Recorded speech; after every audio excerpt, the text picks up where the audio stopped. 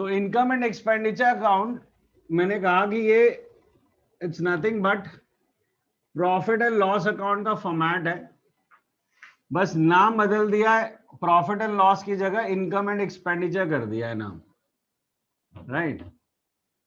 And जो इसका and result है उसे सरप्लस या डेफिसिट कर दिया इंस्टेड ऑफ नेट प्रॉफिट और नेट लॉस। एंड इधर हम लिखते हैं एक्सपेंडिचर अमाउंट इन रूपी, इनकम एंड अमाउंट इन रूपी। तो यूवी इस पे कोई स्पेशल थॉट नहीं है तेरे? किस पे? कि मैं एक्सपेंडिचर इधर क्यों लिख रहा हूँ, इनकम क्यों यहाँ लिख रहा हूँ, ये तो उल्टा है। ऐसे स्पेशल थॉट्स नहीं आते तेरे? सर आपने पहले कहा था जैसे पुराना बनता है वैसे ही बनाना है, पीएनएल की तरह। पुराने का भी नाम उल्टा ही था ना, वहां पे ऑब्जेक्शन किए नहीं हो तो आप क्यों कर रहे हो? ये वो तो कहीं भी लिख दो, चल जाते हैं। पूछता तो पुराने में भी क्या लिखते थे? प्रॉफिट एंड लॉस अकाउंट ही लिखते थे ना, राइट। बट लिखते तो प्रॉफिट इस तरफ थे, एक्सपेंडिचर इस तरफ थे। मेनली खेल डेबिट क्रेडिट का है यार, ये तो बकवास सी हो गई। मेन खेल डेबिट क्रेडिट का है कि बेसिकली जितने एक्सपेंस अकाउंट है उसको ये अकाउंट रिप्लेस करता है, जितने इनकम अकाउंट है उसको ये रिप्लेस कर रहा है, तो उन्हीं का तो एस्पेक्ट लेगा। खर्चे सारे डेबिट होंगे और इनकम सारी क्रेडिट होंगी। एक्रूअल प्रिंसिपल पे हम फाइनल फाइनेंशियल स्टेटमेंट बना रहे, तो बैक टू अकाउंटिंग।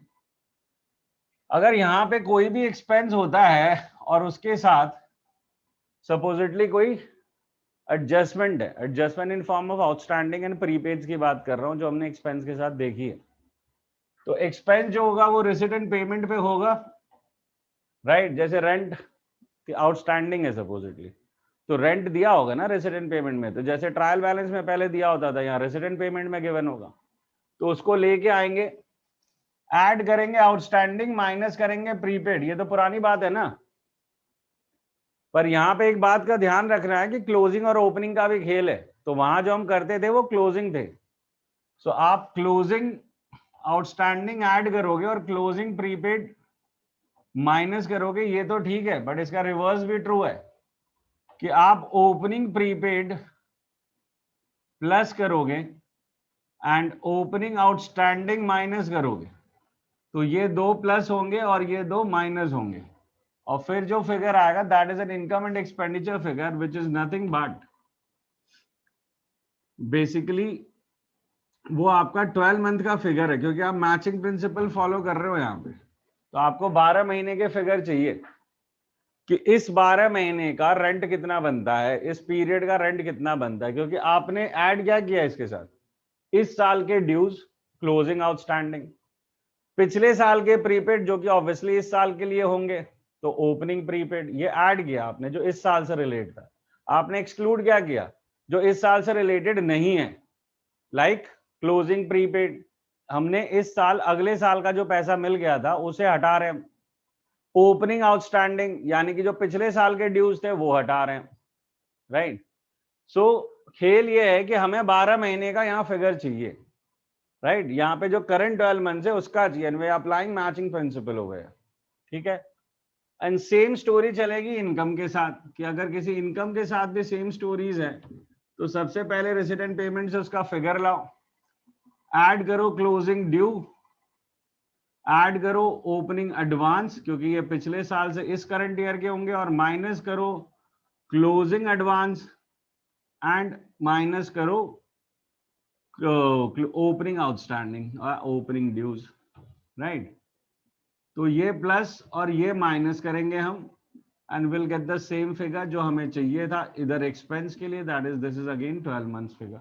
बड़ा लर्न कैसे करेंगे, बड़ा कंफ्यूज सर जी पुराने हमें वाले कैसे का पता उल्टा होता लगेगा? है यार, पुराना वाला जो था वो क्लोजिंग था, उसका रिवर्स ओपनिंग है, बाकी फंडा से होता है। आपको समझ में आना चाहिए इस साल का है कि नहीं। अगर रट्टाफिकेशन का खेल है तो पुराने वाले ओपनिंग क्लोजिंग थे, तो उसका उल्टा होगा ओपनिंग के साथ, अगर रटने की बात है जो कि तुम करोगे।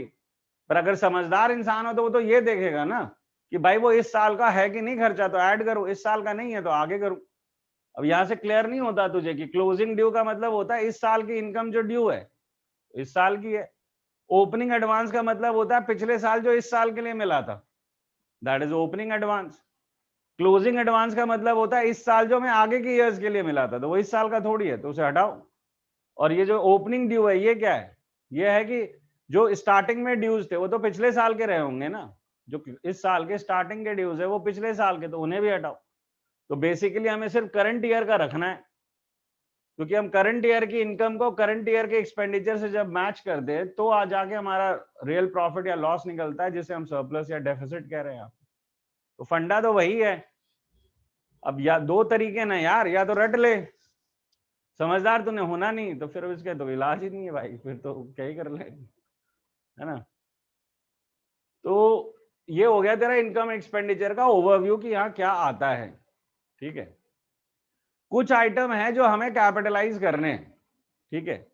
ये हम इनकम की कुछ बात कर रहे हैं, that is following items should be capitalised, ठीक है। कैपिटलाइज में सबसे पहला आता है life membership fee. So life membership fee would be capitalised, मतलब कैपिटल फंड में ऐड होगा। जब मैं इनकम कैपिटलाइज करता हूं मतलब कैपिटल फंड में ऐड होना है, ठीक है। मैं ये एक जनरलिटी लिखवा रहा हूं, क्वेश्चन अगर कुछ और कहेगा तो वो करना पड़ेगा। क्वेश्चन अगर कह दिया इसे रेवेन्यू में डालो तो इसको हम नॉर्मल इनकम में डालेंगे, राइट। दूसरा legacy when specified by question, normally ये इनकम होगी, right. And third is special government grant. Special government grant का है, नॉर्मल गवर्नमेंट ग्रांट नहीं। स्पेशल का मतलब होता है जब कोई रीजन हो, जब गवर्नमेंट ग्रांट दे रही हो या सब्सिडीज दे रही हो, किसी पर्पस के लिए दे रही हो, तो वो काइंड ऑफ फंड के जैसे बिहेव करता है, तो फिर उसे लाइबिलिटी साइड में ही प्लेस करना है, राइट।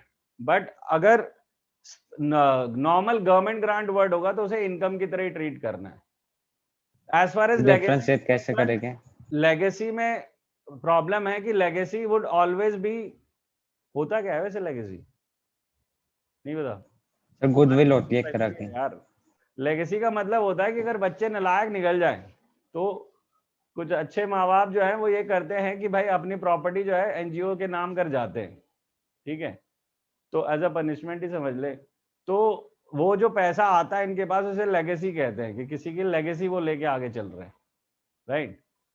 तो ये नॉर्मली मेरे हिसाब से कैपिटलाइज होनी चाहिए, पर बुक में थोड़ा यू टर्न मारा हुआ है, तो उनके अकॉर्डिंग जो है अभी लेगेसी को नॉर्मल इनकम की तरह ट्रीट करो, अनलेस एंड अनटिल क्वेश्चन कोई स्पेसिफिक रीजन ना दे दे, ठीक है, तो उसे हम कैपिटलाइज करेंगे। वैसे अगर हम नोट लिख दे इनके बारे में तो हरदम सही रहता है, यानी कि even if you are choosing legacy to be a normal income, you should write it somewhere in note कि legacy is being treated as income, या life membership fee is treated as is capitalized, right.